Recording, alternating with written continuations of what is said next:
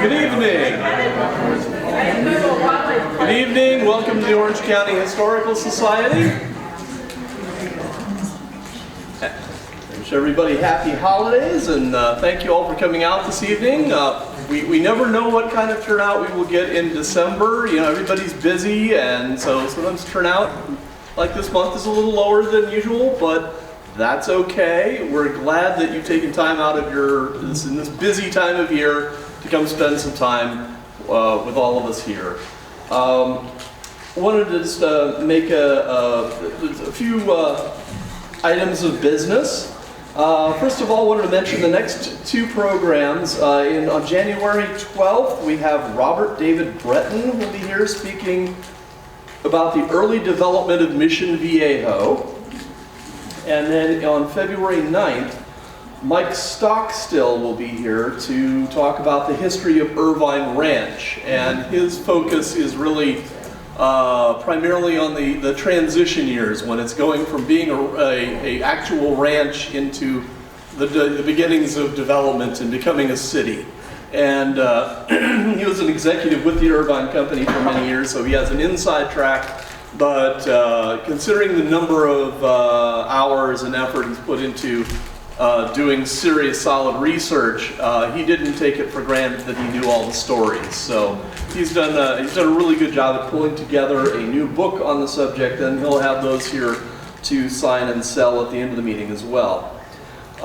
Speaking of books, I want to mention we do have some new book stock at the back of the room here this evening. So if you're interested in checking out, we have some somewhat hard to find titles by Phil Brigandy, and we also have several titles relating to Knott's Berry Farm history. So you might want to check those out at the end. And also wanted to thank a few people this evening. I wanted to thank Kathy Couture for the Seas candy back there. Always welcome this time of year. And to William Ward for the giant Whitman sampler. He also brought us back there behind our book table. There's a big graphic puzzle showing World War I scenes and heroes and airplanes and whatnot. So you might want to take a look at that too. And of course, thanks as always to Phil and Irene Chin for handling the food and the rest of our food and snacks this month and each month.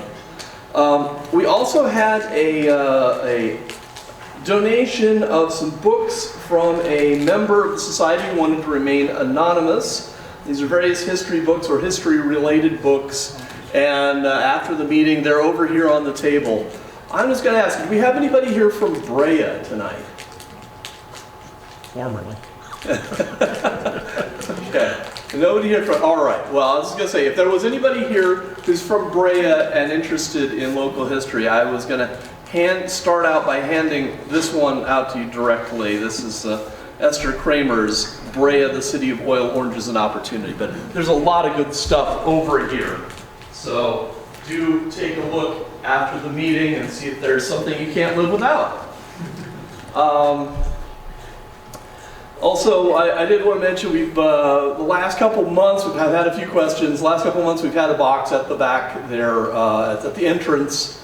That's just a suggested donation of $5 for non-members, and that just kind of helps defray some of our costs. And so we appreciate that, and that's been working out well. Without any further ado, except for this frog. I want to introduce our speaker this evening. Richard Hartman served in the California Air Guard as a Chief Master Sergeant and Maintenance Superintendent of the 222nd Combat Communications Squadron based in Costa Mesa. Richard spent 7 years on active duty in the Air Force in Montana and Wyoming as a systems analyst on Minuteman II and Minuteman III missile systems. In his civilian life, he was a control systems engineer, building flight simulator systems and motion rides. After retiring from his civilian job, he entered the Master's History program at Cal State Fullerton. Richard also volunteers at the Orange Family History Library helping patrons navigate their genealogical research. With that, Richard, take it away.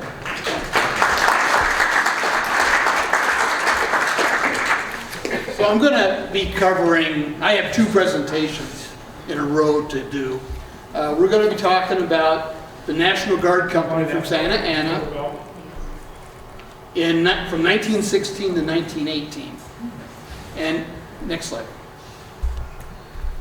And so in 1916, Pancho Villa raided Columbus, New Mexico, across the border. And that caused a great uproar in the country. And the regular army was not equipped to maintain the border. So the entire National Guard of the United States was called to active duty. And so in some states, they didn't have their acts together, and they ended up staying on active duty a lot longer than others. So let's go to the next slide. Well, just before the call-up, the National Defense Act of 1916 was passed by Congress, and it created a National Guard that we kind of know today. Before this Defense Act, Guardsmen were only paid for 5 days a year. 5 days. 5 summer training days. There's no drill pay, and so it was all voluntary, and they only had this one 5-day period for annual training. And so the National Defense Act of 1916 established drill pay, where we're paid, for a weekend we get 4 days pay. So each 4-hour drill period is worth 1 day of, like, on active duty. It's also defined federal and state active duty. In some states, they said, well, you can't take the National Guard out of the state because it's the state's National Guard. Well, this established it as the federal government. And it aligned the regular Army and the National Guard infantry regiments the same, and combining various outlying units that were in Guard units, such as supply units and headquarters companies that were not necessarily attached to regiments. Next slide. Also in 1916, we come across Nelson Holderman. Nelson Holderman is a Medal of Honor recipient from Orange County in World War I. In January of 1916, he was a sergeant. In January, he was, next slide. He was elected second lieutenant. Now, people have heard about National Guard where they elect officers. Well, it's not like the men in the unit would elect. What he had to do, he had to take a written test, and then he had to go to the regimental headquarters and interview with all the officers in the regiment. And it's the regimental officers that did the voting. And here, this is for A.K. Ford. And he had 48 yes votes and 1 blank vote, whatever that means. But Nelson went through the same thing and established as second lieutenant in January. Next slide. And so here we have Nelson's official promotion to, which one is this? To second lieutenant. So, next slide. So, we know what these are. These are red cards, right? Well, that's important. Next slide. All the stars are National Guard armories. You notice what they're located next to? Pacific Electric tracks. So that was their means of transportation, and they could all gather at the regimental headquarters in Exposition Park. It's kind of interesting to find that. This was National Guard Armory in 1916. Anybody know where that's located? It's right behind the West End Theater. Street. First March. Yep. Next slide. Where is it? What city? Sand, downtown. This was a, okay, and about 8 years ago, I went up to the State Archives. And they had a box of military documents from 1960. And I had emailed them ahead of time, and they said they couldn't tell me I could come up and look at them yet until they reviewed all the documents to see if they could be put out to be looked at. They didn't know the condition. When I got there, they said nobody had requested these documents since any of the archivists had been there. So this is a inventory of the armory in Santa Ana in 1916. And the main thing is they had 3 Colt automatic pistols, M1911s. And that's about all they had, one for each officer. So it's kind of interesting document. Next slide. I got a copy of the Sanborn map for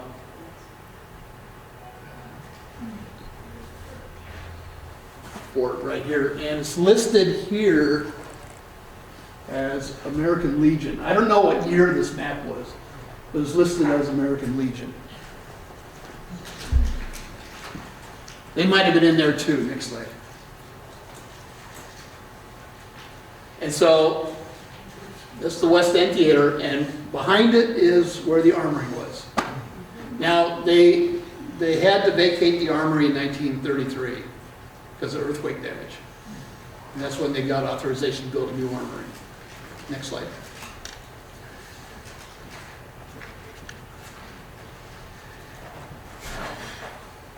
So, in the end of June of 1916, the National Guard was called up. And the way California worked it, they had all the units, all the men, go up to the state fairgrounds in Sacramento. And then they did all the paperwork up in Sacramento. And so we had the muster roll for Company L. And see, at the bottom it says it's done in Sacramento. Next slide. So the muster roll were these real long documents that each line they'd fill out data, and it actually did 2 pages that folded over. And they actually did a like an oath of allegiance signature at the end of the line. And these are all, in this box, all folded up. The next slide. It's the continuation of it. Okay, so Sacramento, they get their act together, and they're going to ship all 3 regiments, the 2nd, 5th, and 7th, to Nogales. And the regiment here in the Los Angeles area was the 7th California Infantry. And so in those days, the transportation was by rail. And so to go from Sacramento to Nogales, they have to go through Los Angeles. And so they would have to water and coal in Los Angeles. Now, not only were the National Guard armories along the Pacific Electric, a lot of the members worked for the Pacific Electric.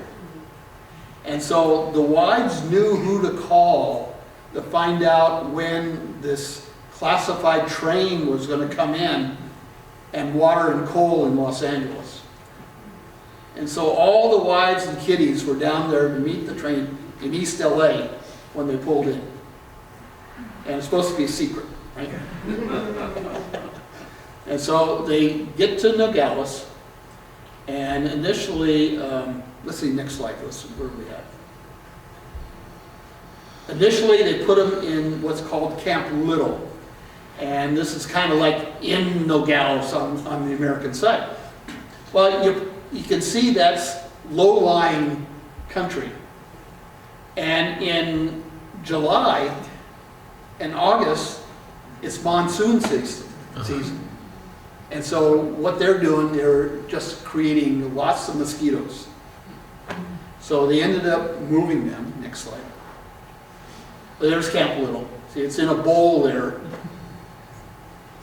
And so they moved them out to by a reservoir up on the high country. I think it's on the next slide. No, not yet.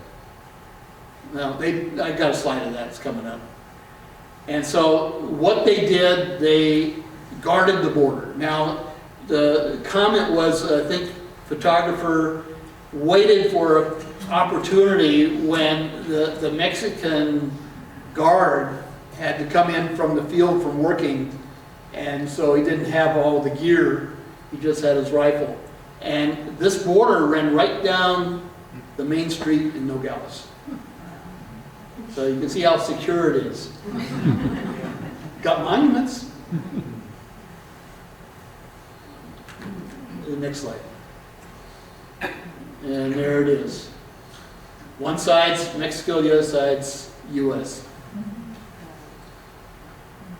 Now they did have some incidents further out of sniping from the Mexican side, but nobody was caught. Next slide. Then every day in the register, the Santa Ana Register, they had news from Company L. One of the members was writing in the story every day. And so you can get day to day what's going on at the border there with Company L. Next slide. And so this is the company. Let's see. This is the company. No, this is the regimental numbers for every company. And so L is like second from the bottom. So they had a total of 68 men. So all these companies are like at half manpower because you're authorized like 125. And but they weren't being paid as guardsmen, so it was hard to get 125, and nobody did. But you can see Company L had the most men of all the units in the regiment. And that has a bearing later on. Next slide.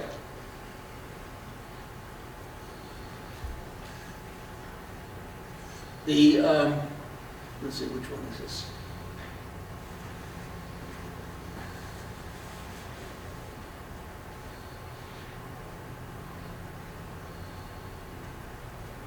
Okay. This, the company captain, Captain McBride, failed his physical examination. Now, previously in June, their first lieutenant had left. The companies were authorized a captain, a first lieutenant, and a second lieutenant. And so the first lieutenant left in June before the call-up. And so Holderman was promoted to the first lieutenant slot, and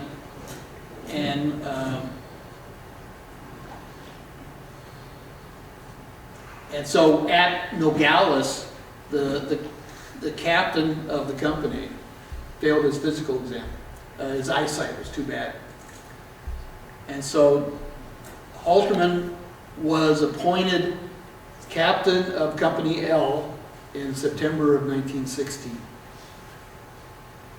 And that proved very important in World War I. Next slide. I got a list of all the people in the company that were disqualified for medical reasons. We have poor, flat feet, poor physique, underweight, gonorrhea, cardiac insufficient, irritable heart, integral hernia, chronic gonorrhea. Oh, that's a good one. Underweight.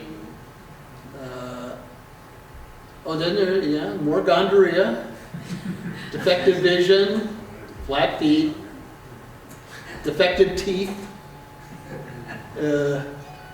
irregular intermittent pulse. Well, it says heart sounds not properly spaced. Deficient teeth, underweight, hernia. Did you put out the names, or was it that way? I blanked out the names. The names weren't important. Well, some people maybe. It was the symptom that, for this kind of a presentation, it's the symptom that's of interest, I know. not who it is. Anyway, they were gone, so it didn't matter. They must have had a doctor because they're explicit medical terms. Oh, yeah. So they had a doctor. Yeah, the regiment had a doctor, a regimental surgeon. And that's why they did it after they got to Nogales, because as a separate company, you know, it's hard to deal with these things. And just getting them, but one of the ones with defective teeth was a quartermaster sergeant. I wonder what he was eating. Were these all volunteers? Yes, these are all volunteers. At this point, there was no draft. Draft didn't come in until 1917. And so, it's kind of interesting. So, McBride's gone. Is he even listed? And so they didn't even list him on this list. It just had a higher, they didn't want to put him there, I guess. This is Company L and Company M. Company M was in San Bernardino. Next slide. And this is where they put him after Camp Little. And so all three California regiments were put there. And in Tent City. Now, they did something new they hadn't done before, is for the dining halls, they put screens around them. And what we're seeing, seeing here is the start of taking better care of sanitation and hygiene. And that kind of plays out in World War I now when it comes there. Because now they're used to starting to get proper sanitation. Also, we see in 1917, a lot of these soldiers that are underweight will start gaining weight because they're being fed properly. And so you won't see them as being dismissed because of underweight. Next slide. Each regiment had to go up for rifle qualification. And the way they got there was a road march. And it was a 2-day road march. Each way. I think this is somebody thinks this is the 2nd California Infantry, but they all took the same road, just different days. Now I want to back up to that one newspaper thing. No, keep going. Okay, that one. Okay. This was a slideshow shown at the West End. Somebody took photographs and they did a presentation at the West End Theater. They're missing. So somewhere out there were some slides from Nogales that were shown to the public, and that this is the proof they were there. So, but nobody knows where they are, right, Chris? Unknown to me. They don't have them.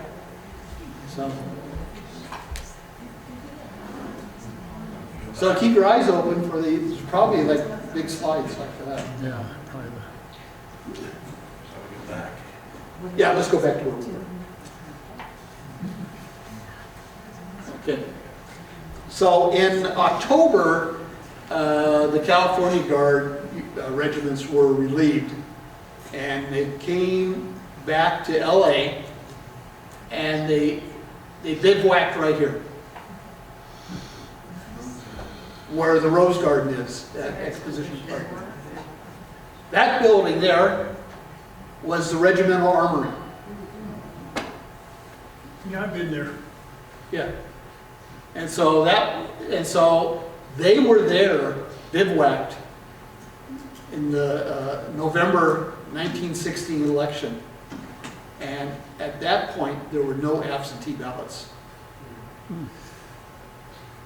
So those men were not able to vote in They 1916. got solar on the roof. Yeah, well, it's not armory anymore. Very modern. And there's roses there now. Well, they've always had a rose garden. No. Well, next to the science museum next door. There's no Coliseum there either. I'm gonna say, let's kind of hold our questions till the end and we can ask them all at once. How about Okay, that? let's go next slide. Yeah. And so this was the discharge muster roll. And we see some names that will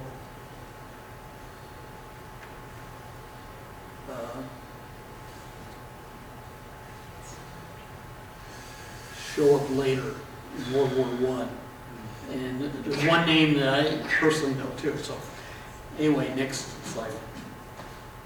Now, there's two books of interest with this topic. Is the Great Call-Up talks about all the different state National Guards, what they did, what they went through. And then Charles Swanner, who became second lieutenant at Nogales, wrote a book, The Story of Company L. And he was Santa Ana's historian for a while, and wrote a series of books, and I think they're all self-published. But they are all available at the special collections at Cal State Fullerton.